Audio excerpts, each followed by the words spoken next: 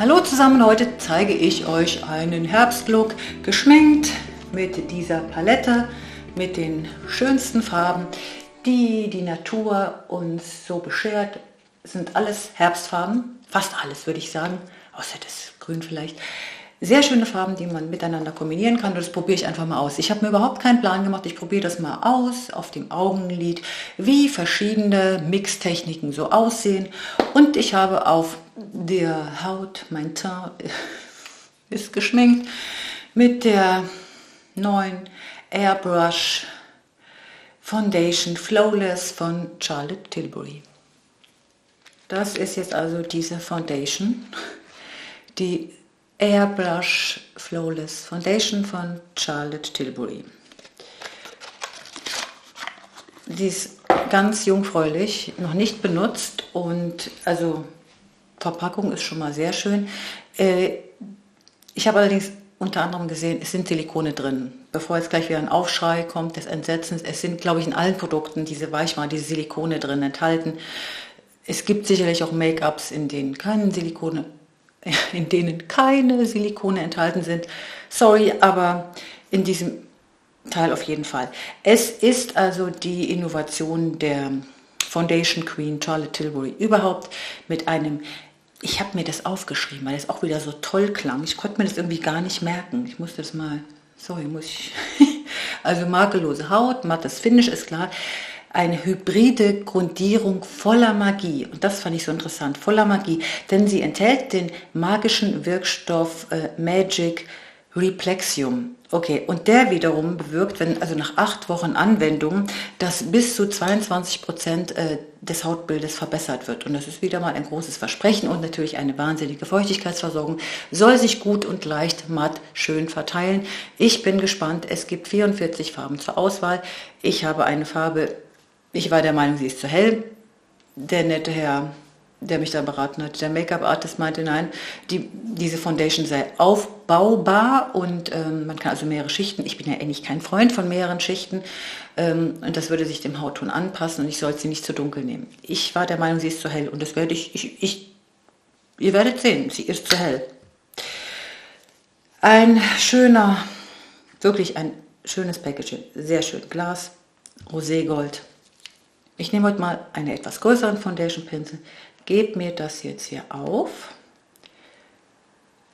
und werde das jetzt nur mit einem Pinsel, nicht mit den Fingern, auch nicht mit einem Schwamm auftragen.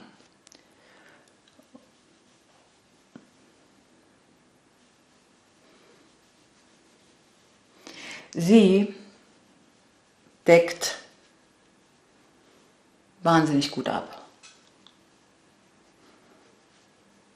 Sehr ergiebig, wie ihr sehen könnt.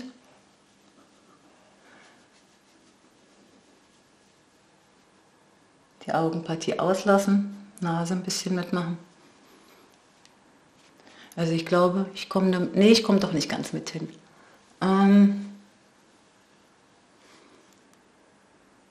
Wie würde das jetzt mit den Fingern sein? Naja.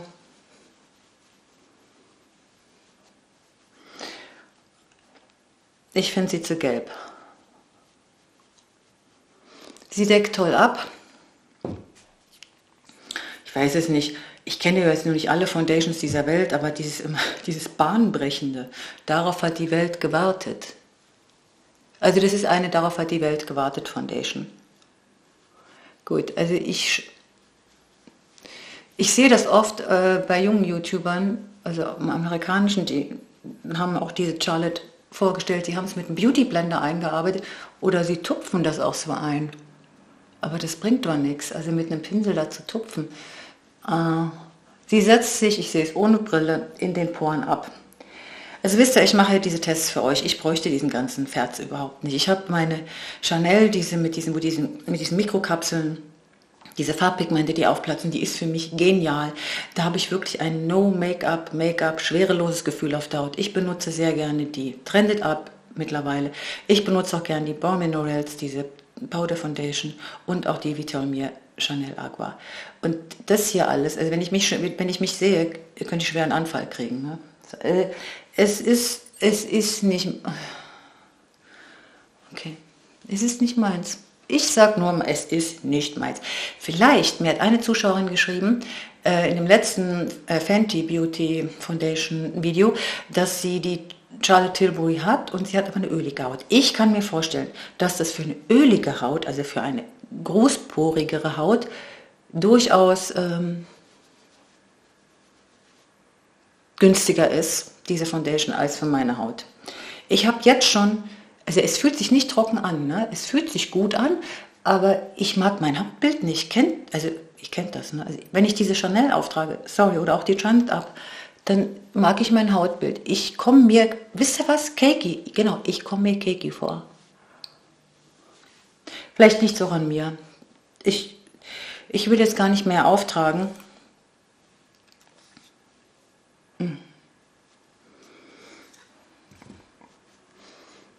Ich sage jetzt nichts mehr. Ich mache einfach weiter. Ich verteile jetzt mal die Reste hier. Ich sage nichts mehr.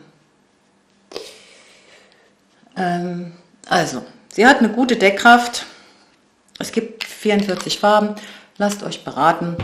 Der Farbton passt zum Hals. Davon ging der junge Mann noch aus. Das ist richtig. Aber mühelos, schwerelos. Ich finde, sie legt sich wie so ein Film so ein bisschen ab. Egal. Ich sehe jetzt so aus, wie ich aussehe. Ich mache jetzt einfach mal weiter. Jetzt bin ich etwas durcheinander. Ich wusste es ja vorher nicht, ne? Ich nehme jetzt mal die. Ich mache jetzt einfach irgendeinen Herbstlook. Ich versuche jetzt mal zu retten, was da noch zu retten ist. Ich nehme diesen Pinsel, das ist übrigens ein Mega-Pinsel, den habe ich ungefähr seit einem Jahr. Von Chanel, ein Blender Shaper. Sehr schön für die Reise mit Verschlusskappen. Ja, ganz toll. Sehr teuer, aber das ist mein Lieblingspinsel. Eine flache Seite und eine schöne zum Verblenden. Was mache ich denn jetzt? Ich kann mich ja mal passend, obwohl es mir eigentlich gar nicht so steht, dieses rötliche, also ich denke mal, dass mir das nicht steht. Aber ich habe ja sowas Rötliches heute an. Wisst ihr was, wir machen das jetzt einfach als Style and Talk und nicht als Foundation-Test. Ich habe so allmählich die Nase voll. Ich werde mich jetzt wieder an Klassiker halten. Ich nehme mal diese Farbe hier. Diese da. Ich kann das nicht lesen, wie sie heißt. Das ist so klein geschrieben. Und gehe mit diesem fluffigen Pinsel, weil es eine sehr intensive Farbe ist, erstmal auf ein Kleenex und werde das erstmal testen, wie das so sich auf dem Augenlid macht. Macht sich gut, ne? Also ich finde, macht sich ganz gut und dann kann man das ja immer verstärken, verstärkend aufbauen.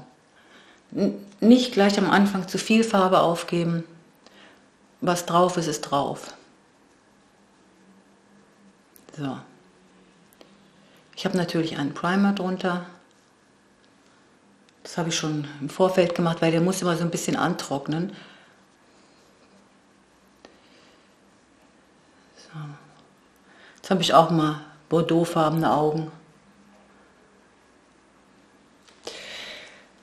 Jetzt nehme ich eine etwas intensivere Farbe, und zwar diese hier. Und nehme die breite Seite des Pinsels und gebe mir, oder ist die Pigmentierung aber nicht so doll. Seht ihr das? Da geht ja gar nichts. Okay.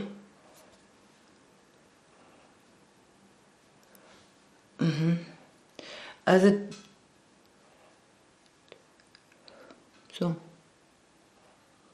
Na gut. Ist okay. Es gibt stärker pigmentierte. Vielleicht ist es auch ganz gut, wenn da nicht gleich so ein riesen Farbklecks auf dem Augenlid liegt. Auf dem Augenlid liegt.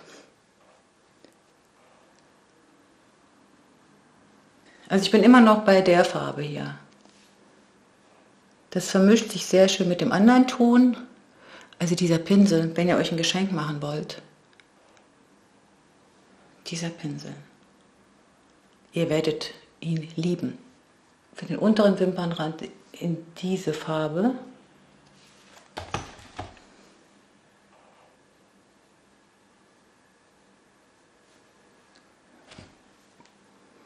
Immer ganz gut, wenn man das ein bisschen straff zieht.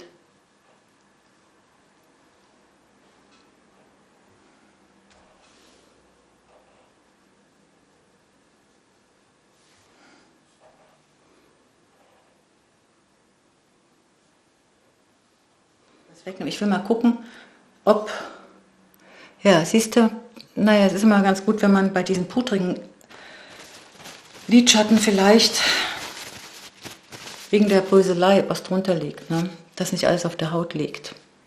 Ich nehme mal hier einen anderen Ton, dass ich hier auf das Lid hier oben drauf gehe. Diese Palette ist ja sehr schön buntig, sehr schön herbstlich. Bordeaux, Gold, Braun und da kann man ganz gute Farbkombinationen kreieren.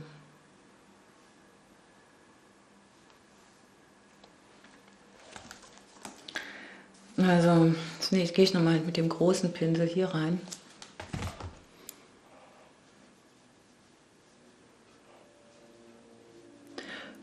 Und verteile mir schön die Übergänge. Dass es so aussieht, als hätte ich nur eine Farbe aufgegeben. Ich vermische das praktisch alles auf dem Lid.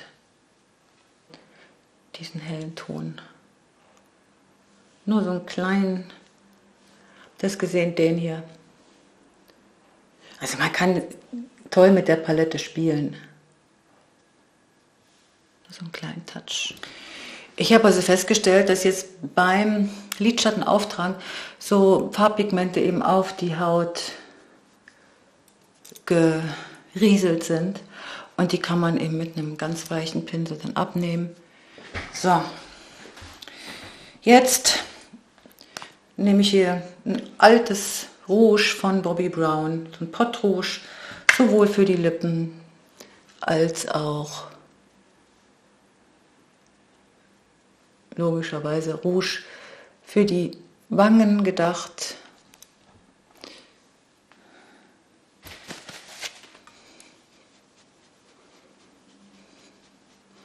Verteile das.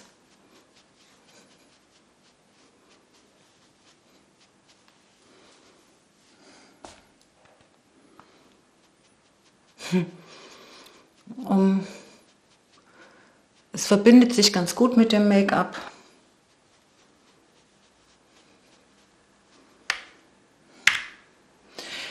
Ja, also Foundations, das ist echt abhängig vom Hauttyp, ne? Bei jemand anders kann die super sein, ne? Also ich bin jetzt nicht... Ich habe mich so gefreut auf diese Charlotte Tilbury, aber für meinen Hauttyp ist es nichts. Die Palette ist schön, diese sind so typische Herbstfarben. Diese Farben, dieser Rostton, ich bin mir nicht so ganz sicher, ob das meins ist. Es ist völlig ungewohnt für mich. Ich schminke mich sonst eigentlich nicht so. Immer etwas mehr so gedeckter, aber jetzt habe ich ja diese tolle Palette und dachte mir, okay, das musste die irgendwann nochmal einsetzen. Das ist ein Tester, also so ein kleines Pröbchen, was ich mal von Bare Minerals bekommen habe und ich dachte mir, das passt farblich super zusammen. Das ist ein matter Lippenstift, Petal heißt der.